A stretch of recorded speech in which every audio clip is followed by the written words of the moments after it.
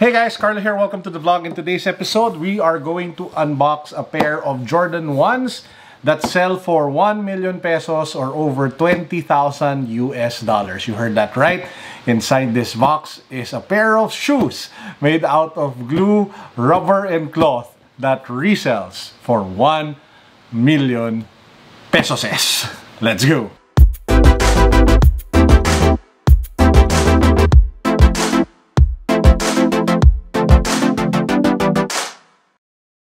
Before we get to the Jordan 1, I just want to react to one bit of sneaker news. So there are rumors going around, the Yeezy Mafia wrote about it, that the Yeezy 700 OG Wave Runner will be restocking this August globally. In my opinion, this is one of the best Yeezys ever made. Apart from it being the OG, I think the colorway is just super fantastic. I actually wore this a lot prior to the lockdown, prior to the pandemic.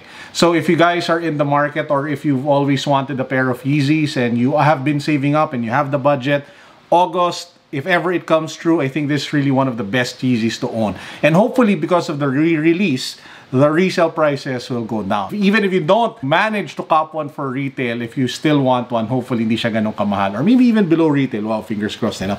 But anyway, so yun lang. I just want to react to that. I really feel one of the best Yeezys ever made. So if you are a Yeezy fan, or if you want to add the Yeezy to your collection, August. Okay, so let's get to it. This is the Jordan 1 Shinedown Attention. I think something like that. So this one, I didn't buy. Tagalogin ko hindi ko to binili. Naisip ko yan, bato ko rin sa milyong pesos para sa Jordan 1. This one was sent over by our good friends from SOLEREPUBLIQ because they just wanted me to unbox it for you guys. So I didn't buy this, just to be clear. It's something that they sent over. So black and red box, your typical Jordan 1 box. If you pop it open, bam! This is it. Tingnan natin siya. Let's have a closer look. You know, still brand new. Smells brand new. Syempre, hindi ko nadidilaan to say tastes brand new, but man, it looks like your typical yellow, ochre Jordan 1 or yung retro love na black-yellow. But this one, wow. So you're probably thinking, Carlo, what makes it 1 million pesos? Well, this one is a friends and family pair from the band Shinedown. And apparently, the guitarist is like a big sneakerhead, and he was able to get a friends and family pair inspired by the album that they came out with called Attention. That's why you have like the exclamation points on the heel part of the shoe, which apparently is an artwork that they used for the album cover. It can also be found, I think, in the insole, but you won't take it out anymore. So yeah, that's actually the only major difference, or the major, I don't know, thing that signifies that this is that friends and family pair for this particular shoe. Kind of reminds me of the Jordan 1 fragments, the blue one. I mean, there's a general version of that without the fragment logo, and that one is already expensive. But with the fragment logo, it's like 250,000, 300,000 pesos. Just insane, mind-blowing, right? If you are wondering where the 1 million peso price tag came about, this one was actually auctioned over at Sotheby's. They're like an auction house in the US, and it fetched the actual price that it was sold for was 27,000 US dollars. That's more than 1 million pesos.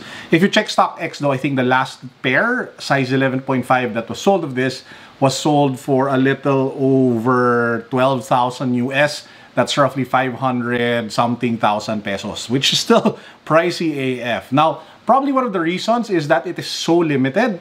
Like what I mentioned earlier, it is a friends and family pair, and from what I've seen and what I've read, there are only 23 pairs of this shoe available in the market. So it's very hard to come by, it's very limited, and it's for the people, I guess, who are hardcore Jordan 1 or Jordan collectors who want to specialize and focus on hard-to-find pairs like this. If ever I get to own one of these, I really don't think I would ever even think of wearing them for the price point.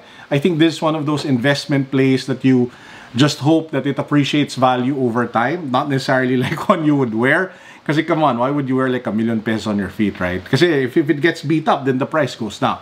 But anyway, yun. Let me know what you guys think of this Jordan 1. Hit the comment section. Would love to hear from you. Let's get the conversation going as much as possible. Like what I keep saying, I will try to reply to as many of you. Also, let me know what you think of this Yeezy 700 OG Wave Runner. What are your thoughts on the restock? Are you going to buy one? Are you going to cop one this August? Let me know in the comment section what you think. Ako, if I could buy one for retail, I'll probably join all the raffles and try my luck. Kasi I would love to double up on it and just have like a dead stock size 13, which is my size for this shoe, you know, just in the ice box. I mean, talaga nandyan lang, naka-chill lang siya, antay lang siya, until I wear this one down, and then pag talagang bugbog na to, then I can shift to that one several years down the road. Because I really feel that's a really nice Yeezy. Anyway, comment section down below, let me know what you guys think. Okay, now I actually have one more thing that I want to unbox, but before we get to that unboxing, just a quick announcement. So, I do have several channels and I will be breaking out the content so that it's clearer. So, I have a channel called Project 721, which we already have videos on marketing about, entrepreneurship, business, how to make money. So, starting today, all of the content that I will create, that's all about adulting, that's mostly about, sabihin natin, life lessons, that's all about, sabihin natin, how you can be a better marketer, how you can be a better businessman, how you can whatever, all of those motivational life lesson stuff, I will put in the Project 721 YouTube channel. So if you haven't subscribed to that channel yet, and you want more content around that, and not necessarily shoes, the channel is linked down below. Obviously, I have another channel which is all about watches, which is Carlo's Watch Vlog. So, if you want watches, if you want content about Seikos, Panerais, Omegas, Rolexes, and stuff like that, that channel is also linked down below. This channel, after much thought, after much deliberation, I've decided to keep it still for shoes. And I might not be able to upload as often kasi yun nga, I want to also grow the other channels as well. But every time I find a really nice pair of shoes, you guys will see new videos here on this main channel. Let's get to the unboxing. Our friends from Volve Manila. So Volve Manila is a Filipino startup. They come out with amazing bags. So they are a Filipino brand, guys. So you definitely need to support them. Not just because they are Filipino, sorry. That shouldn't be the case. But because the quality of their products are really good. They started with duffel bags. And now we do have like side bags. I did a collaboration with them of the Project 721 side bag in black and orange. That was one of the first products I ever released. This time around, it's their new bag, which is their Volve Essential. So there are two versions of the bag, which is the Volve 12 and the Volve 6. So let's take a look at this one first. So this one is their, syempre